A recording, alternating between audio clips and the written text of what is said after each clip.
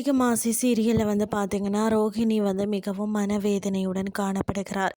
விவாகரத்து நடைமுறைக்காக செல்ல வேண்டிய நாள் என்பதால் தனியாக செல்ல மனமில்லாமல் தனது தோழி வித்யாவை உடன் வருமாறு அழைக்கிறார். மறுபுறம் மனோஜும் வழியில் எதையும் காட்டிக்கொள்ளாமல் இருந்தாலும் ரோஹிணியை பிரிய வேண்டிய நிலை வந்துவிட்டது அப்படின்னு சொல்லி கவலையில் இருப்பதாக தெளிவாக தெரிகிறது.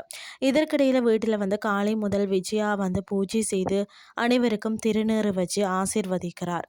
அதுக்கு பிறகு பார்த்தீங்கன்னா ரோஹிணி வீட்டிற்கு வந்தவுடன் அவரை வரவேற்பதற்கு பதிலாக தொடர்ந்து கிண்டல் செய்து அவமானப்படுத்த வேண்டும் என்கின்ற முனைப்பில் இருக்கிறார். விஜயாவின் இந்த நடத்தையை பார்த்து ஸ்ருதியும் மீனாவும் அதிருப்தி தெரிவிக்கிறார்கள். இப்படி பேசுவது சரியல்ல என்று அவர்கள் கூறினாலும் விஜயா தனது பேச்சை நிறுத்தவே இல்லை. அதே நேரத்தில் விவாகரத்து ஆவணங்களுடன் வக்கீலும் வீட்டிற்கு வாரார். சிறிது நேரத்தில் ரோஹிணியும் வித்யாவும் வீட்டுக்கு வராங்க. ரோஹிணியின் முகத்தில் இருக்கும் சோகம் அனைவருக்கும் தெரிகிறது. பிறகு ரோஹிணிக்கு கொடுக்க வேண்டிய பணத்தை எடுத்து மேசையில் வைக்கிறார் மனோஜ். அப்போது ரோஹிணி, நான் பணத்திற்காக விவாகரத்து கேட்கலாம், மனோஜுக்காக நான் செலவு செய்த பணத்தை மட்டும்தான் திரும்ப கேட்கிறேன்.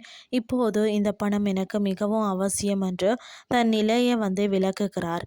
ஆனால் விஜயா அந்த வார்த்தைகளையும் ஏற்காமல் தொடர்ந்து கிண்டல் செய்து ரோஹிணியை மனதளவில் காயப்படுத்துகிறார். இறுதியில் வக்கீல் விவாகரத்து ஆவணங்களை ரோஹிணியிடம் கொடுத்து கையெழுத்து போட சொல்கிறார். வித்யா அந்த ஆவணங்களை கவனமாக படித்து பார்க்கிறார். ஆனால் விஜயா மட்டும் சீக்கிரம் கையெழுத்து போடு என்று அழுத்தம் கொடுத்து கொண்டே இருக்கிறார். இப்போது அனைவரின் மனதிலேயும் ஒரே கேள்விதான், ரோஹிணி உண்மையிலேயே விவாகரத்து ஆவணத்தில் கையெழுத்து போடுவாரா, மனோஜ் கடைசி நேரத்தில் தனது முடிவை மாற்றுவாரான்னு சொல்லி பொறுத்திருந்து பார்க்கலாம்.